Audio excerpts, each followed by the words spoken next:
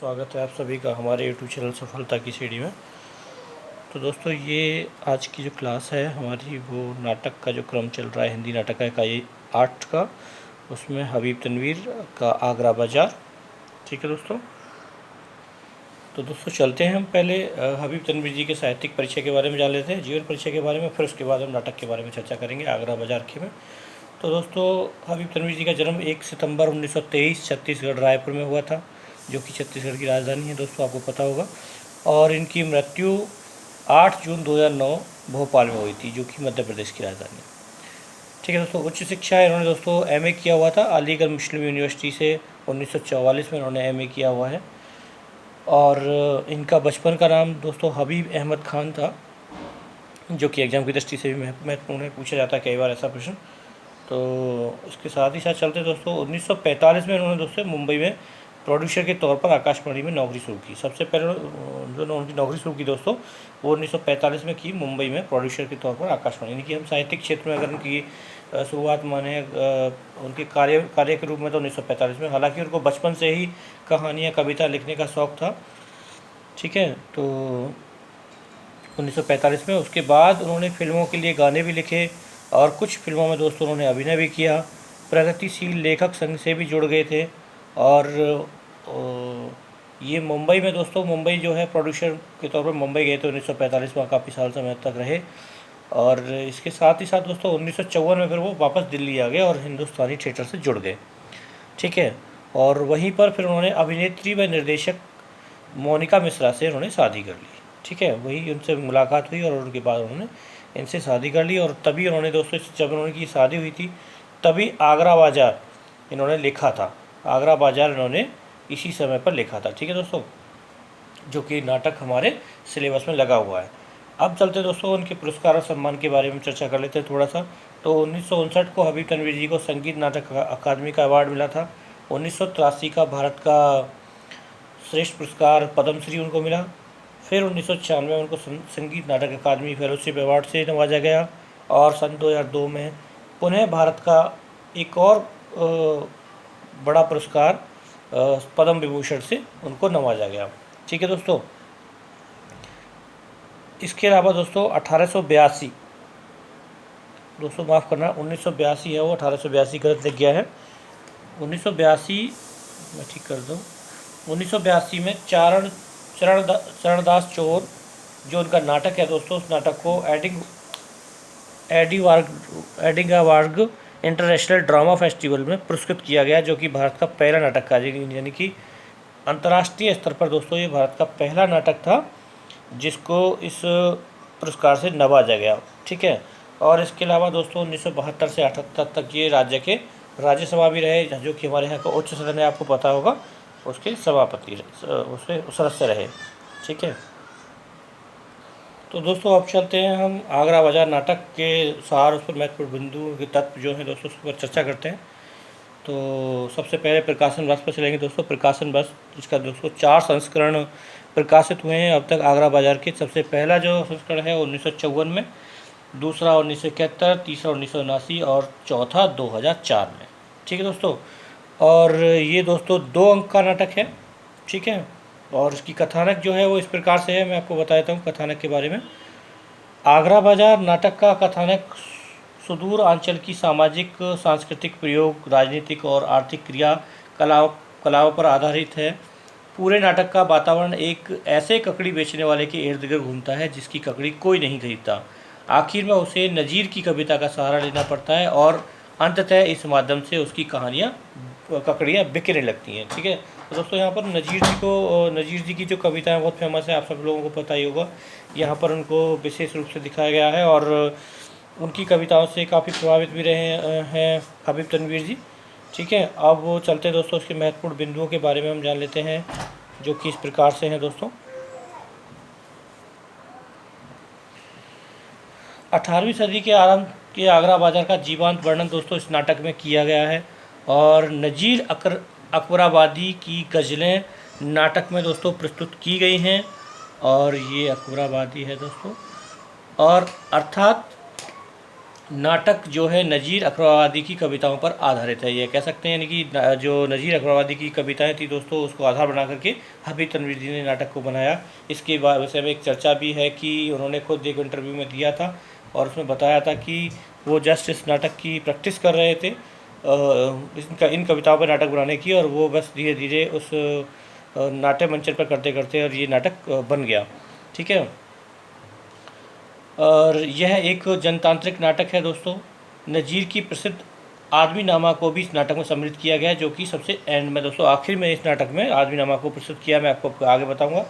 नाटक में तवायफ और दरोगा, जनता और सत्ता पक्ष के रिश्तों की जटिलताओं को बिना लाग लपेट करके दिखाया है दोस्तों इस नाटक में। और इसके साथ ही साथ नाटक में मेला, मदारी, त्यौहार, पतंगबाजी, काफ़ी कुछ जो कि शहर बाज़ार के माहौल को जीवंत करने के लिए दिखाए गए हैं। ठीक है, और नाटक में दोस्तों हबीब जी ने कहीं भी शास्त्र सम्मत नाट्य रीतियों रूढ़ियों का प्रयोग न करके लोगों की प्रतिष्ठा की है दोस्तों। जो जन सामान्य की दोस्तों नाटक है उसको यहाँ पर दिखाया गया है। जो नाटक के जो साहित्यिक रूप होते हैं दोस्तों, वो इसमें कहीं पर भी नहीं यूज किए हैं हबीब जी ने। ठीक है दोस्तों, और चलते हैं आगे, आपको महत्वपूर्ण बातें बताते हैं। अंग्रेजी राज और कारखानों से आई बेरोजगारी का वर्णन दोस्तों इस नाटक में बखूबी किया गया है और आपको देखने को मिलेगा। आर्थिक मंदी का वर्णन बहुत विस्तृत रूप से दिखाया गया है दोस्तों, बहुत ही मार्मिक रूप से दिखाया गया है कि आर्थिक मंदी से लोगों को कितनी त्रासदी का झेलना पड़ता है, ये इस नाटक में दिखाया गया है।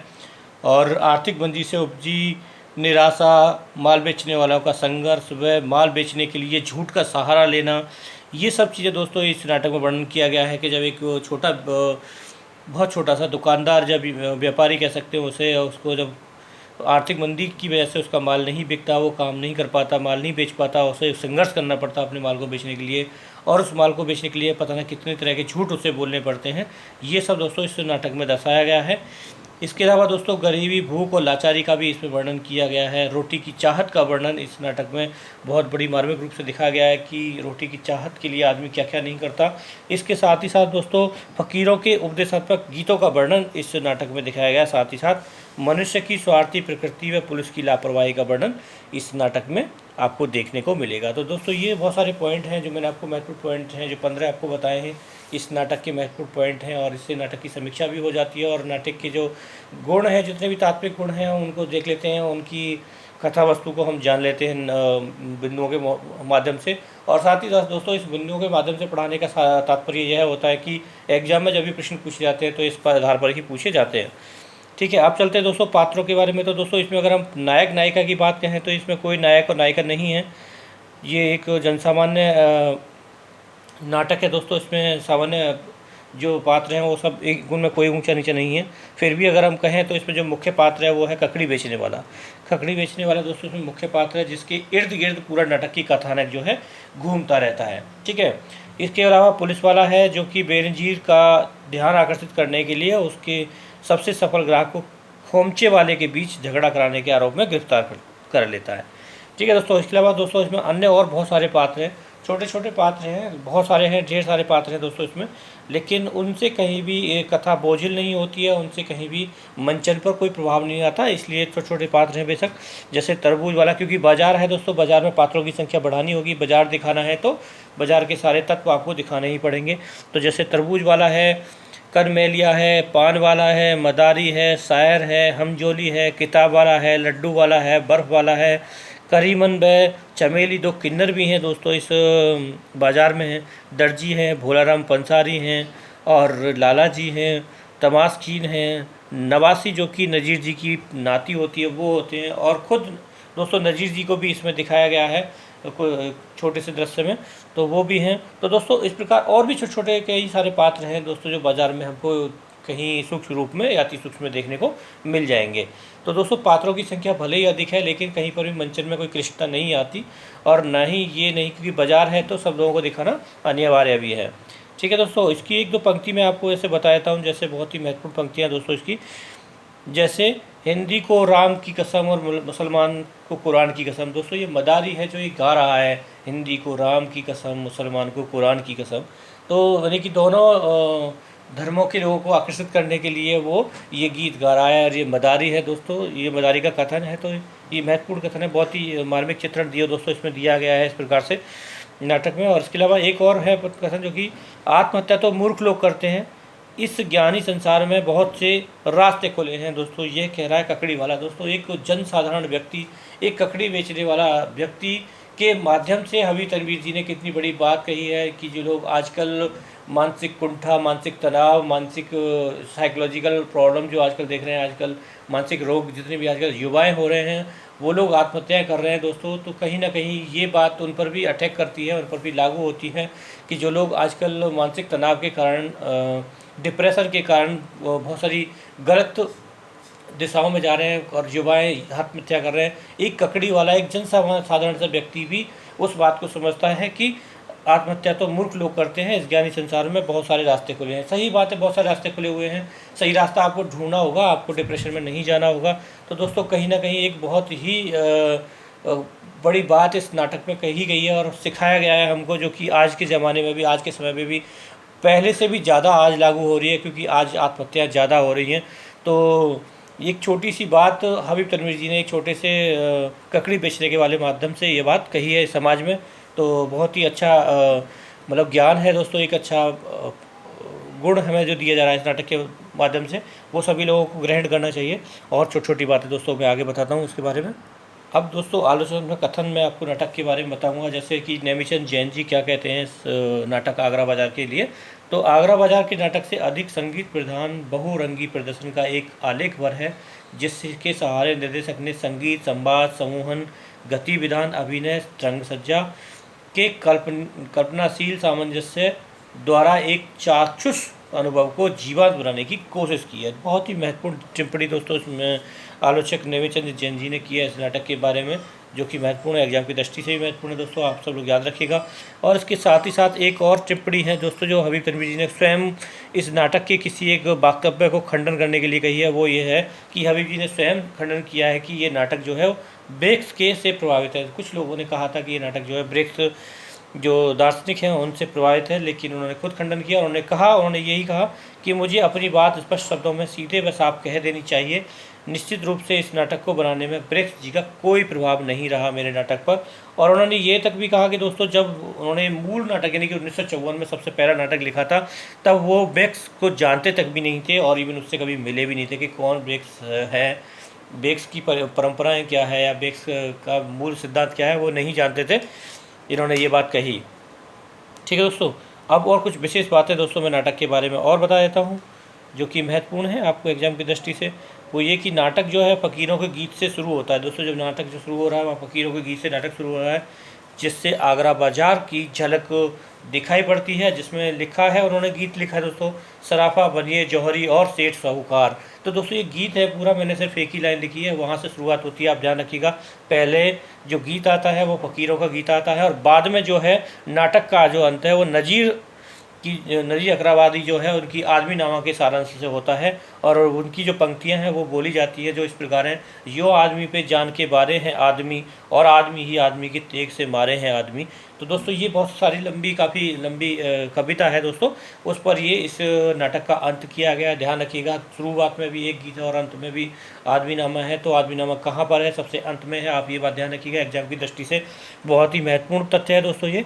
इसके अलावा मैं आपको बताऊंगा क्या एक छोटी सी सार समीक्षा कर देता हूँ नाटक की। वो ये है कि जीवन एक बाजार है जहाँ मनुष्य खरीदता बेचता है।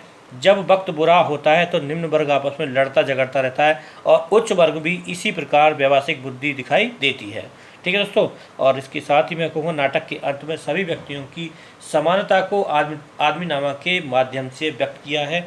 यहाँ पर हबीब तनवीर ने दिखाया कि कोई छोटा बड़ा नहीं है, यहाँ पर हर एक व्यापारी या हर एक व्यापार का मतलब बाजार का एक सदस्य है, सब आदमी के रूप में बराबर हैं, कोई छोटा बड़ा नहीं है। और यह उन्होंने जो माध्यम दिया है वो है आदमी नामा के माध्यम से दिखाया है कि सब एक ही होते हैं, सब बराबर होते हैं, कोई छोटा बड़ा नहीं होता।